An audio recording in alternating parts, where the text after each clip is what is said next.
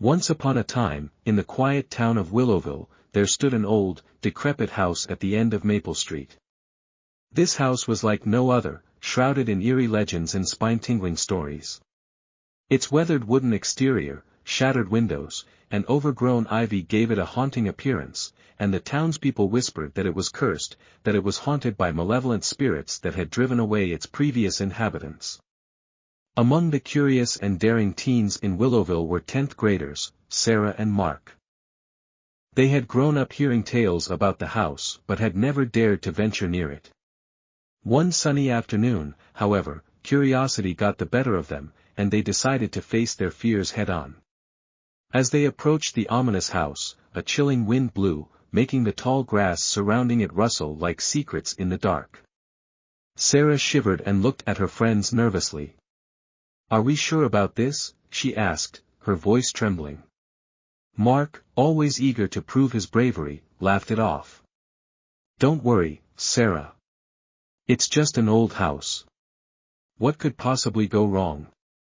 Sarah, though, had a nagging feeling deep in her gut. It was an odd sense of foreboding, as if something terrible was about to happen. She had brought along a diary she had found in the attic at her grandma's house. It was an ancient thing, covered in dust, with a worn leather cover and yellowed pages. "Hey, Matt, look what I found!" Sarah exclaimed, holding up the diary. "Let's take it inside with us and see if it holds any secrets about this place." With the diary in hand, they cautiously entered the house. The floorboards creaked beneath their feet, and the echoing sound filled the silent rooms. Dust particles floated in the dim light filtering through the broken windows, creating an eerie atmosphere that sent shivers down their spines. Sarah opened the diary, and the first page revealed a chilling drawing of the very house they were in. Beneath it was an inscription that sent a chill down their spines: "The secrets of this house are not meant to be discovered. Beware what you seek."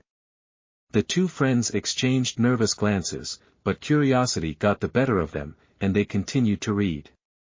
The diary was filled with cryptic writings and drawings of strange symbols, all hinting at a dark history hidden within the house's walls.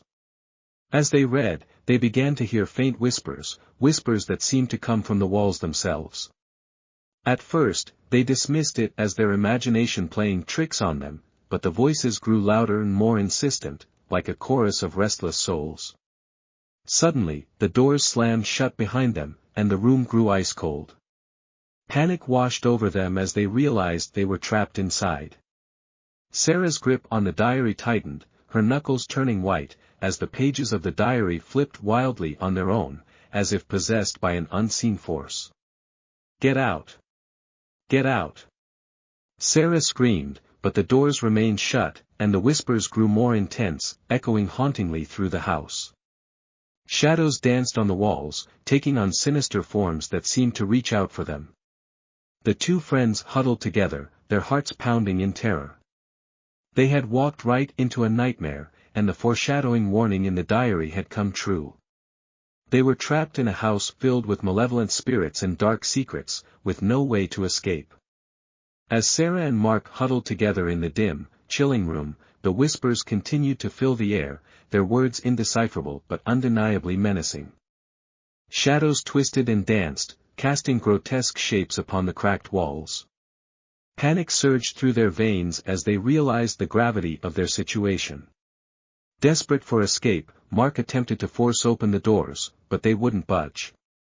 Sarah's voice quivered as she cried out, "We need to find a way out." Sarah clutched the haunted diary, its pages still flipping frantically. She scanned its contents, searching for any clues that might help them. The cryptic symbols and eerie drawings seemed to come to life, and she noticed a pattern, a repeated symbol that resembled a key. With trembling hands, Sarah pointed it out to Mark. "Look, this symbol keeps appearing. It must be significant."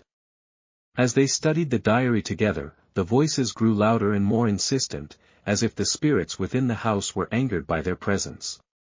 The shadows on the walls twisted and writhed, and a bone-chilling wind swept through the room. Driven by fear and determination, the two friends decided to follow the clues in the diary. It seemed the key symbol was leading them deeper into the heart of the house, down a dark, narrow corridor they had not noticed before. The corridor was long and winding, the walls covered in ancient wallpaper that peeled away to reveal layers of forgotten history.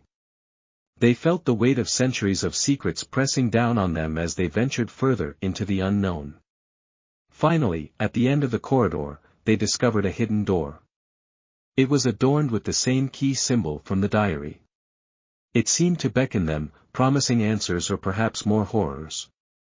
With no other option, they pushed open the door, revealing a room bathed in an eerie, otherworldly light. Inside, they found a small library filled with dusty, ancient books. One book, in particular, stood out. It was bound in leather and had the same key symbol on its cover. Sarah opened it carefully, and to their amazement, it contained the history of the house and the spirits that haunted it. According to the book, the house had been built by a man named Ezekiel Blackwood in the 18th century. Blackwood had been a practitioner of dark magic, and he had used the house as a place to conduct sinister rituals. The spirits of those who had been victims of his dark deeds were bound to the house, forever tormented by their unfinished business. The diary, it seemed, had been the key to uncovering the truth and releasing the trapped spirits. Sarah read aloud from the book, reciting an incantation that would break the curse and set the spirits free. As the words left her lips, a blinding light filled the room, and the house shook as if in agony.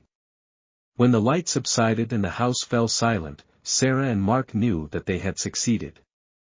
The spirits were gone, and the curse was broken. The once ominous house now felt peaceful, as if it had been freed from a terrible burden. As they left the house, they couldn't help but feel a sense of relief and accomplishment. The haunted diary had led them on a terrifying journey, but it had also allowed them to right a centuries-old wrong and bring peace to the tormented souls trapped within. They knew that their adventure was far from over, and the mysteries of the haunted house would continue to haunt their dreams. But they also knew that they had faced their fears and emerged stronger for it, forever bound by the eerie tale of the haunted diary.